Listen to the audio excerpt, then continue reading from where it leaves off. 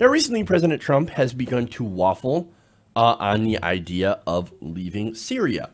Now, you could point to, well, look, we need to help our allies, we need to help the Kurds, and that's an interesting,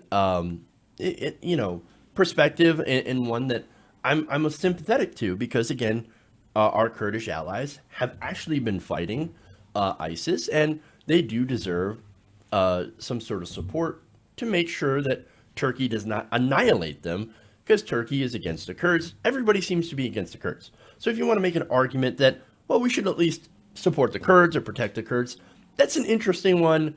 I don't necessarily agree that we should be involving ourselves. But then again, you could also argue from the other side that we have made promises to the Kurds and that we should at least back up our promises and not just leave the Kurds to the wolves, right? Or our other allies in that area. So again, if you want to have a conversation on that, that's fine.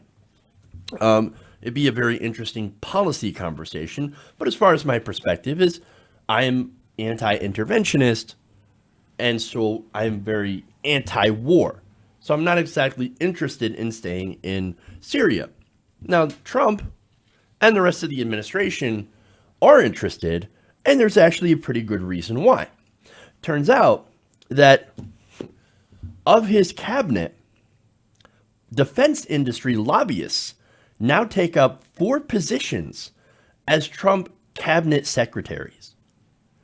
Now, if you're wondering why we are staying in these areas, why we are continuing endless war, this might be one of the reasons why. Now, according to the New York Times' Eric Lipton, secretaries for several of the most important agencies, the executive branch of the federal government, like the Department of Defense, Interior, and Health and Human Services, are now lobbyists for the industries those agencies are supposed to be regulating. So, again, we've got defense industry lobbyists in defense. We've got industry lobbyists in pretty much every major cabinet position. Great. Now, Eric Lipton, I'm going to go to the tweet here. He says, as of Thursday, DOD will be run by a former senior Boeing executive. EPA run by a former coal lobbyist, HHS run by a former pharmaceutical lobbyist, and Interior will be run by a former oil lobbyist. Welcome to 2019. Great. Now, look, in case you don't understand why this might be a bad thing, well, it kind of leads to corruption. It actually leads to this kind of corruption. Apparently, since Trump has been president, Boeing has spent $28 million lobbying Congress. Now, what did they get in return? They ended up getting lucrative deals for the aerospace contractor, most recently winning a $400 million contract to build B-1 and B-52 bombers just before the end of 2018, according to Reuters. And it's not just awarding contracts, it's also affecting policy, which of course will affect these very industries, right? Now, for example, Andrew Wheeler is the acting administrator for the EPA. Now, he recently, and we covered this on the show, a new rule that would allow for more mercury pollution in the air from coal-fired power plants. So less regulation of coal-fired power plants. Well, now, who did Wheeler used to work for? Wheeler used to work as a lobbyist for Murray Energy. The rule change came at the request of CEO of Murray Energy. So this guy worked for Murray Energy. The CEO of Murray Energy asked the Trump administration to get rid of this rule, and the former lobbyist said, yes, sir, we'll do that. I'm going to get rid of this rule. We're going to propose changes to make it so that we will allow more mercury and we will have less regulation as a result of this. It will be more difficult to regulate mercury emissions. Wonderful. That's what you get. Now, former Interior Secretary Brian Zinke also left his post, paving the way for former oil industry lobbyist David Bernhardt to lead the agency tasked with protecting public lands. Now, what is he doing instead? Well, basically, Bernhardt is now leasing public lands to oil and gas companies. Shocker. Alex Azar, who has headed the Department of Health and Human Services since 2018, is also a former lobbyist for pharmaceutical giant Eli Lilly, and since taking over, has done absolutely nothing to stop the wave of increases in drug prices that will be happening this year, and that have happened last year as well. So, wonderful. And guess what? There are more price increases coming this year for drug prices. I don't know about you guys, but it appears the swamp has gotten a bit swampier since Trump got in office. Now, isn't that weird? It's almost as if the administration itself, the whole purpose of the Trump administration, is to break off the pieces of the federal government and sell them to private industry. MAGA guys, do you guys understand yet what I'm trying to say?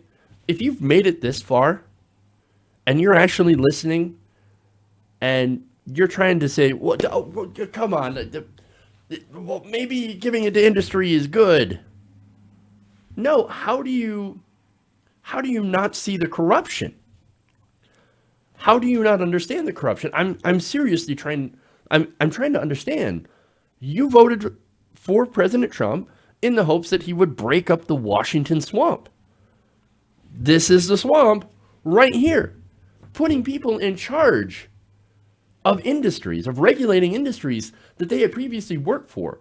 A revolving door is part of the corruption that Hillary Clinton herself, was involved in as well.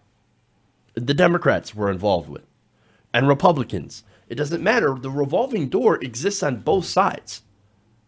How can you look at this and say, oh no, this is fine?